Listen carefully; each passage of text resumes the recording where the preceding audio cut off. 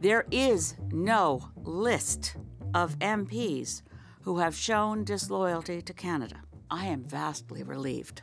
That person, former MP, whose name is not included in the report, should be fully investigated and prosecuted. There were no references specifically to the Senate, but of members of Parliament named, fewer than a handful, and no one in that fewer than a handful could be described as setting out to knowingly betray Canada in favor of a foreign government. We begin today with unfolding details on that bombshell intelligence report that alleges some parliamentarians conspired with foreign actors. Green Party leader Elizabeth May has read the unredacted version of this report, and she joins me now. Elizabeth May, it's good to see you again. Thanks for coming in. Good to see you, David. Thanks. You've read this report. You've concluded there are no traitors in Canada's parliament, and you feel better after having seen the secret information. I felt worse when I read what was released publicly. How did you get to this position?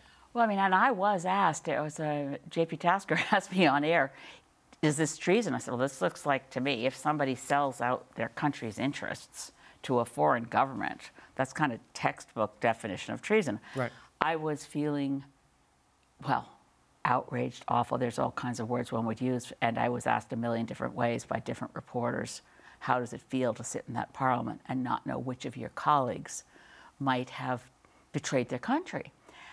So thankfully, thanks to the work of the former rapporteur, David Johnson, I was able to obtain top secret security clearance last summer. So I was in a position to arrange to read the full. I didn't just receive a briefing. I read the full unredacted report. And I kept thinking, when am I going to come to this list of MPs who are compromised?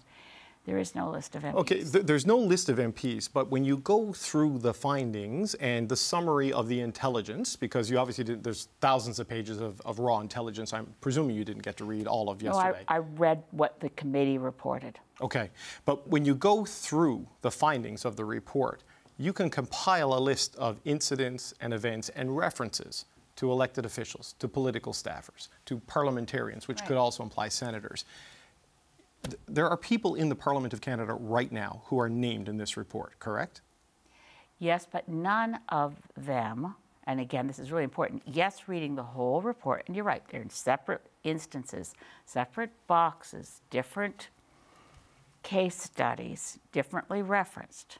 Right. But it was a relief to find, not only was there not a list, you couldn't put together a list. In fact, you couldn't find a single name of a single member of Parliament currently serving who had significant intelligence or any suggestion in the unredacted report that they had put the interests of a foreign government ahead of Canada's. Okay, so currently serving. So since the election of 2021, predating that, it seems that there were, because this goes back to about 2018. It covers that, and there are specific incidents in here where they do talk about members of Parliament acting in the interests of a foreign country. One, on page 26 of the publicly available report, that should be investigated, and I believe that individual, unnamed, should be prosecuted from what's in the unredacted report. So this is a former member of Parliament who maintained a relationship with an intelligence officer from a foreign country, not named even in the secret report that you read, so you don't know who that name is. Right. But there are names in the report you read. You said it's less than a handful, so we're talking low single digits. I know you won't give me that level of precision. I was asked not to use specific numbers in respect of protecting our intelligence assets around the world that helped inform CSIS and other operatives in writing the information that the committee digested. Okay, now look, I know you swore an oath, and I know you're bound by national security laws, but I'm going to ask you about a specific paragraph in the report and see if you can help me interpret this, because I find this alarming, and interpret this with the reassurance you were giving Canadians today. It's paragraph 55 on page 25. Some elected officials, however, began wittingly assisting foreign state actors soon after their election. And then we get a couple of sentences of summary information where it says, these sentences describe examples of members of Parliament who worked to influence their colleagues on India's behalf and proactively provided confidential information to Indian officials. Those particular incidents cited there, are you telling me that that does not refer to anybody who is currently in the Parliament of Canada, this would be people who are not elected right now? Correct. Correct, okay. Because that would seem to be, we don't know what the confidential information is. I mean, that could be caucus secrets. It could be national security information. I have no idea. But how alarmed are you by those findings, having seen the fully unredacted report? I was far more alarmed before I read. Let's be very clear. I was very alarmed about the possibility that I was serving with colleagues, members of Parliament, who would put the interests of foreign governments ahead of Canada's.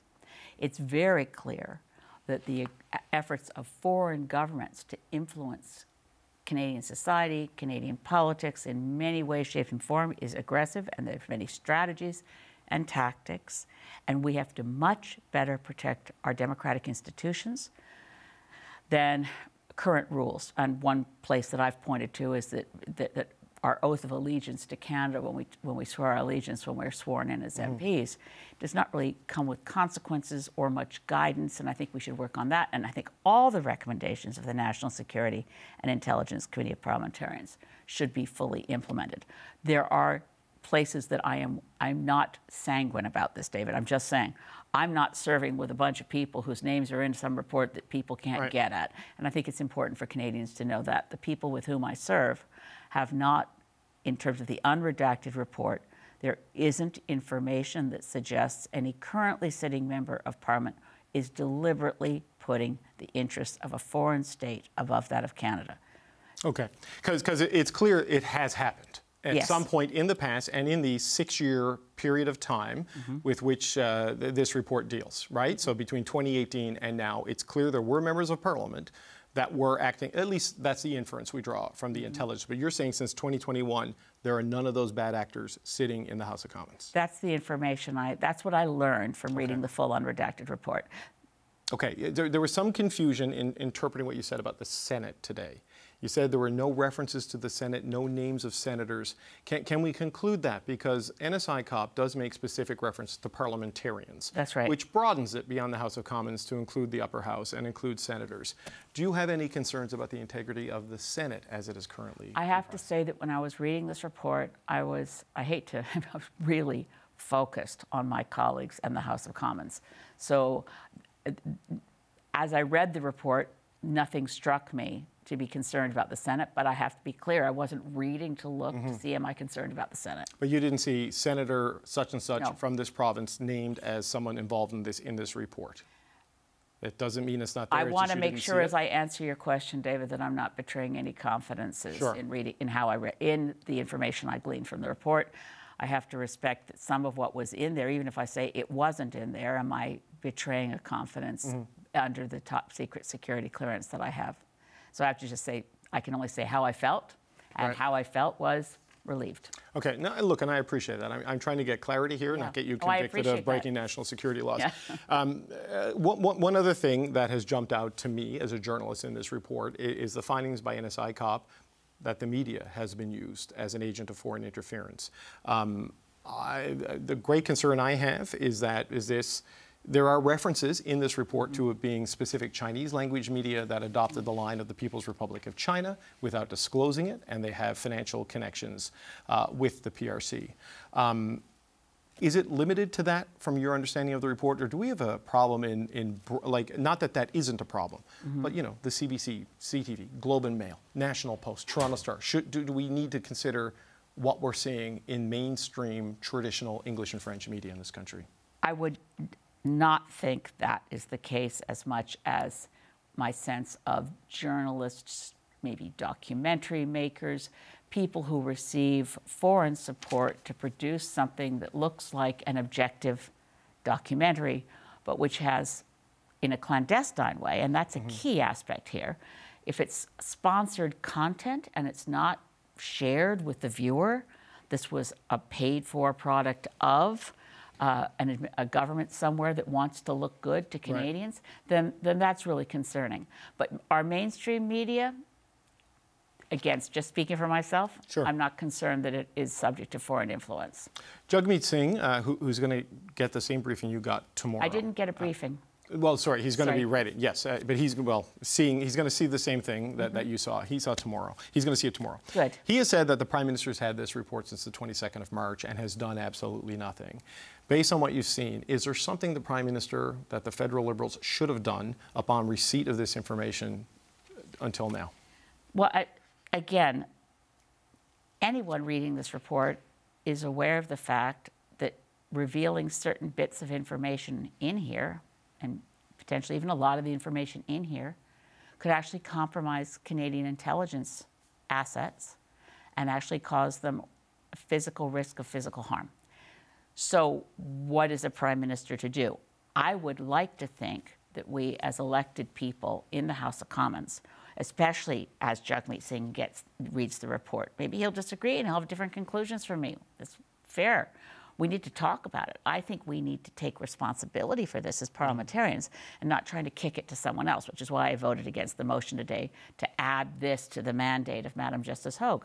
I think as MPs, we need to be sure that we take actions that are required to buttress our democracy. And by the way, if governments are interested in undermining Canadian democracy, nothing much better than having us all fighting with each other and trying to find a treasonous MP under every desk. No, let's just be calm. What do we know? What do we not know? And if what we know when we read the full unredacted report, if the other leaders feel as I do, okay, now we know what we know. There are some folks who seem to be too cozy with foreign interests. They may have allowed themselves to be compromised by accepting favors unwittingly. That's what's already been out there.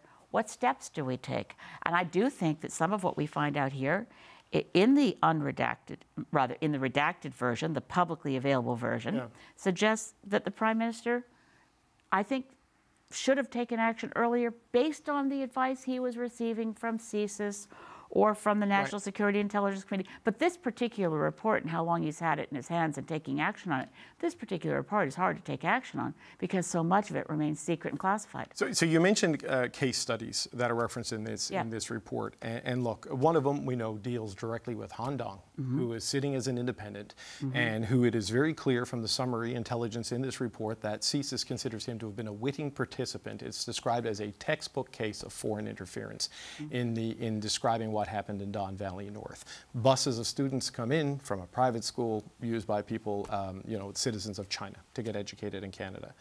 He is still sitting as an independent right now. His name has been at the center of this controversy.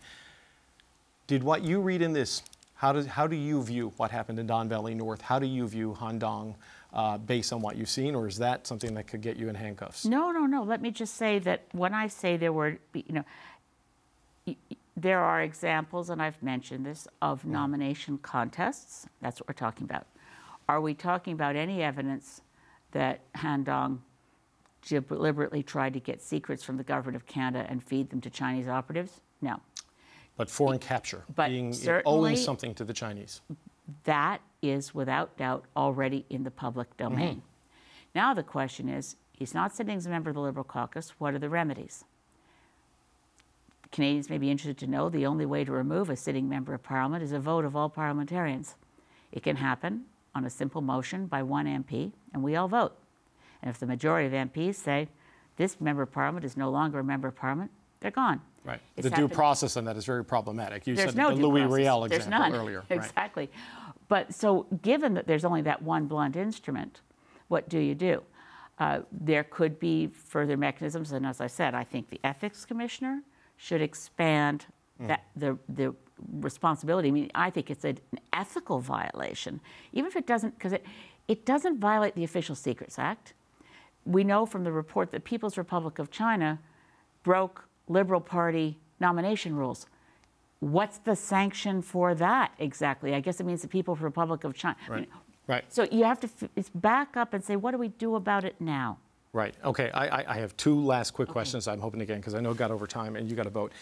The Conservative leadership race is mentioned in this. The last two, in fact, China and India, allegedly playing a role. What concerns do you have about the integrity of those races based on what you've seen? Well, we know since 1983 that a foreigner influenced the Conservative leadership race between Joe Clark and Brian Mulroney. The more recent ones, but it is interesting for Canadians to do that. Karl-Heinz Schreiber brought European money to back the anti-Clark forces. Since 1983 till now, we've done nothing about foreign interference in leadership races. We have improved election laws. People running in leadership races have to declare who donated to their campaign, that sort of thing. But I am concerned, but there's very little information, and I think we need to keep asking questions about leadership races and how, attempts at foreign interference aren't successful foreign interference. We have to be careful before we throw mud at what can be a damaging reputational hit until we have more facts. And I think if we sat down together as MPs and tried to sort this out, we'd be better prepared to protect our democracy. Okay, so this is my last question. Justin Trudeau knows what's in this report. You know. Jagmeet Singh will know tomorrow. Yves-François Blanchet is taking steps to find out what will be required of him to be able to do it. Pierre Poilievre has said no. Can Parliament deal with this if the leader of the second largest party isn't briefed in and able to sit down and help come up with a solution? Absolutely. We have the votes without Pierre Poilievre, although why he's committed not to knowing what's in the report, I don't understand, but he'll have to answer for himself. Green Party leader Elizabeth May, thanks for your time today. Thank you. Okay, so the Green Party leader feels slightly reassured. The Bloc Québécois leader is not as convinced. I want to make certain that there is none of my MPs which has any kind of implication with the foreign and hostile power. I feel this is my duty. All right, we're going to bring in the Tuesday Power Panel. Françoise Boivin is a former NDP MP. The CBC's Jason Markusoff joins us from Calgary. And here with me in studio, Michelle Cadario is a former Liberal National Campaign Director, and Kate Harrison is a Conservative political analyst. Gang, it's good to see you. Happy Tuesday. Kate, let's start with Elizabeth May's reassuring words about a very alarming topic. There is no list of MPs, she says, working against Canada's interests, and clarifying it earlier, saying the people named in the really alarming acts in this report, they're no longer in the House of Commons. How should people take that? I think when we're talking about something as foundational to trust in democracy and the process, reassurance from one member of parliament and, party leader can only really get you so far. I think that it's unlikely to curb questions. Folks might not be in the House of Commons that are alleged to have done this. She was very careful not to talk about the Senate. One candidate from previous elections could be a future candidate in other ones. So I do think that in order for this to get kind of the fullness of sunlight, it does need to be brought forward either in the House or as the Bloc has proposed with Justice Marie Hogue. Right, but and Michelle, Elizabeth May is not saying this isn't a problem, and there hasn't been bad actors in the past, but sort of what we've seen is like, Heather McPherson was here yesterday saying there are traitors in the House of Commons right now. She was trying to push back against that. I mean, what do you make of the way this new information is coming out and what it tells us? Well, I thought it was incredibly helpful. It was plain language. It kind of seemed to, she herself said her own fears were kind of a bit reassured. And let's also be clear, it's fully within Blanchet and Poilievre's power to go and actually sign in and swear an oath and have access to the exact same information.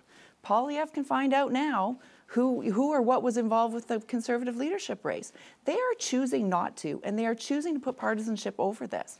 I think it was incredibly responsible, and quite frankly, probably the best communications that the government's seen on this whole issue as we've gone forward, right? Françoise, as someone who sat in the House of Commons, more or less reassured based on what the Green Party leader had to say? Well, I was really reassured. I mean, what a balloon burst in one fraction of a second, because we went from there's traitors in the House of Commons and maybe in the Senate also, looking over your shoulder, trying to justify maybe certain position, and how we got from there to today is beyond me, and that's why I do need to know a bit more. My only point with Elizabeth May, I'll be maybe breathing even better if I have another leader that would say, read the same thing, come to the same conclusion, which I hope is what's going to happen. But at the same time, I don't get why she didn't vote for the motion that was presented today. I do understand the timeline for Commissioner Hogue, but at the same time, I do think she needs the total picture, because only an independent person who's not a politician might put everybody's at ease. Because since last week, David, there were a lot of Canadians willing to call traitors, a lot of people. So a good day today for politicians. Well, Jason, the Greens, you'll be shocked to know, were not enough to stop the motion from passing in the House, even though their whole caucus was united on this. But, you know, Elizabeth May's reasoning was a lot like Philippe Lagacé, who was on the show last night, essentially saying Parliament needs to deal with this. Like, don't punt it to UG. She's bound by the same security law as everyone else is. She can't name names. It's up to Parliament to clean up its own business and for parties. I mean, where do you think this is today? I mean, none of the parties seem to want to deal with this, to address, to name names. I mean, nobody was, you know, everybody has had the opportunity to do what Elizabeth May did. Now, Jagmeet Singh will be going to the briefing, and you know, it'll be interesting to hear if he's as sanguine as the Green Party leader is on this. It also made me wonder why we didn't hear the similar noises from David McGuinty or the minister. The Minister LeBlanc, who also had seen the document, have the same clearance and are likely able to say the same things without compromising national security. You know, I think it's healthy to have a 320-2 vote on things when there's, you know, some, you know, every other party thinks this is a good route. There's a dissenting voice with a fulsome explanation, and we'll see how useful, you know, Murray Hoag's inquiry is on this when that happens. Well, and I mean, Kay, we don't even know if the inquiry is going to take it up, right? Like, this is a request, and we haven't heard back yet from the Justice and how she feels about it, because she's got tight timelines and a busy job as it is. But, you know, as Jason said, Jagmeet Singh is going to see the report tomorrow. It sounds like Mr. Blanchette is going in that direction. Mr. Poilievre, though, still saying no. I mean, how do we justify that at this point, given what Elizabeth May was able to do today after having seen it? I mean, shouldn't everybody get read in so they can all address it together? Yeah, well, able to do what she could do today, which was speak in very careful terms about the nature of the information that's disclosed. And I think, you know, given there is very little that party leaders can do to take action, and the Conservatives in a particular case, because they are subject to the Reform Act, i.e. A party leader cannot unilaterally remove somebody from caucus, or it would have to be a caucus vote to do so. But in order to actually do something with this information, it's not possible to do that while also having a bit of an issue around kind of the information contained within the report. So, but now that Elizabeth May has said none of the bad actors are sitting in Parliament right now, the Reform Act should no longer be an obstacle, because presumably no one in the caucus needs to be kicked out, right? So, you know, you can also deny nominations. These going back to your other point. So, is that there's not there's also the question of the Senate as well, and how that would be perceived. But I think, you know, to paint a similar picture, let's say somebody stole from you. I know who it is. Let's say it's Michelle, for argument's sake. Right. You know, I tell you that privately, but then you can't do anything about that with that information. I think that that is an unreasonable suggestion in terms of process when you're asking a party leader to take action on these issues, which again is why, if this were debated and discussed in the fullness of Parliament as opposed to backroom or background conversations and briefings, I think the expectation from the Canadian public is that this should be information that is accessible to everybody, and politicians should be able to act on that information. And those are not the terms that we're dealing with right now in relation to this. Michelle? Well, but it's fully within Pierre Poilievre's responsibility to actually look at how the leadership was run within his party. There is nothing to say that he can't take that information without disclosing names, but look at whatever process that was raised in the report and say, hey, we've got to fix that. Also, there's 2 members of his caucus right now who are on that committee who have access to that report, and there certainly don't seem to be, you know, tugging at his coattails saying, hey, Pierre, you got to go and read that.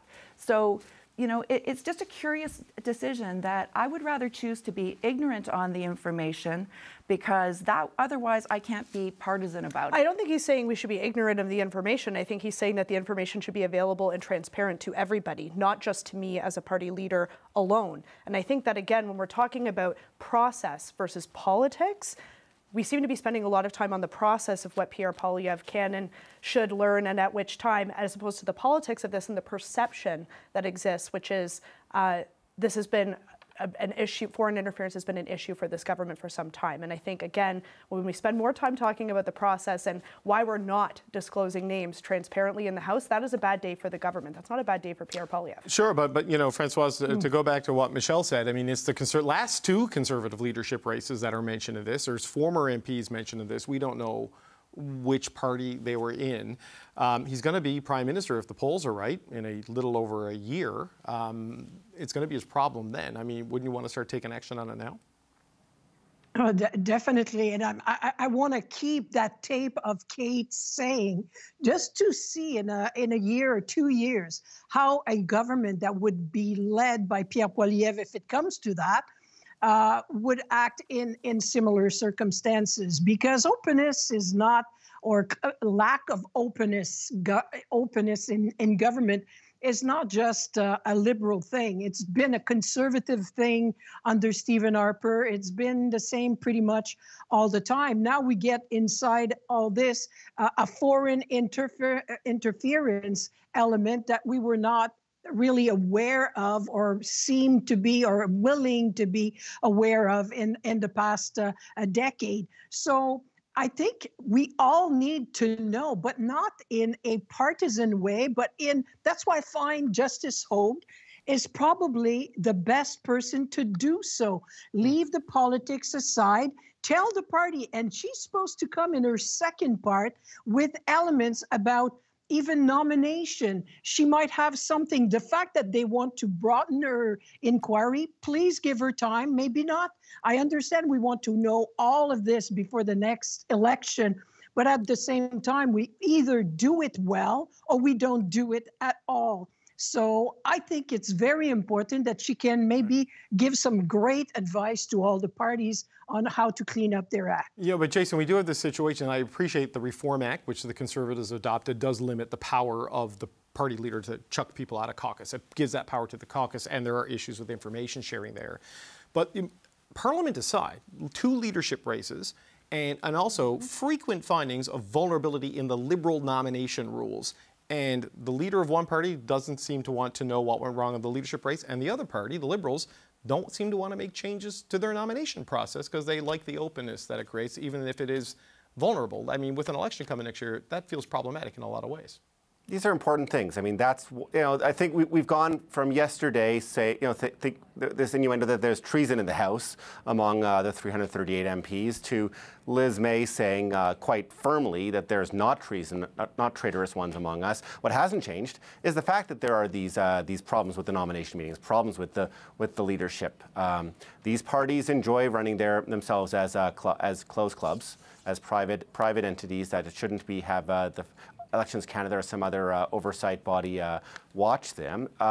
If they are all serious about foreign interference, and the clarion calls from both the Hogue and Ensicop are saying this, you wonder when they will act and which one will take the first step, if anyone does. You know, Kate, candidates are getting nominated now. I mean, there's probably not going to be another Conservative leadership race for quite some time. I think that's safe to say. That's the Ontario PC party. Yeah, exactly. Who knows what's going to happen there?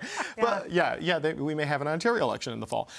But you can't go into the next election without all the parties kind of taking a look at their own systems, you know, looking under the hood and try to copper fasten it. But you can't do that if you don't know how it's being exposed, which is what this report should tell us. Yeah, right? and I think there are different standards within each of the parties. For example, the Conservative Party does not accept cash memberships. That is something the Liberal Party continues to do, and that is a very deliberate decision in order to try and eliminate, faulty memberships, et cetera, and signing up people on the spot when they show up on buses to nomination races. So there are things that the party can do and adopt to try and create a rigor and a different standard within their own parties. And it's not about not knowing the information. I think it's about how it is disclosed, who it is disclosed to. And again, I come back to the perception. The perception is that the Liberals have not done enough on the foreign interference inquiry. They've been dragging their feet on this, going back to, the David Johnston days. And now to be arguing a process argument on the part of the Liberals, I think is just a bit tone deaf in terms of what Canadians would expect the government to do on something so foundational as this. Just to correct you, there is no membership fee in the Liberal Party. So the whole there's no cash trading hands, none of that at all. They actually went to an open and free system where people who are eligible can join the Liberal Party. So I just want to make sure that we correct that. But I think you would agree that certainly there are different standards that the Liberals have adopted for nomination races than Conservatives. For sure they have. And there are, listen, I've run a national campaign. Yes, there are issues that surface during, not necessarily national security issues, that surface during nominations from all parties, for sure. And doing background checks and being able to understand what's going on riding by riding right across the country takes an enormous effort. And there are things that slip through. Again, not talking about security issues, but things that might have been of concern. But I don't think any one party is more susceptible to that than not. I think there is a citizenship requirement too for Conservatives. You need only look at the Conservative races in the last leadership campaign that, there was equal number of issues. So I'm not saying that anyone is above it. I'm just saying, let's all take ownership and have some responsibility of trying to clean up a process as much as you can, given whatever information you might have at hand.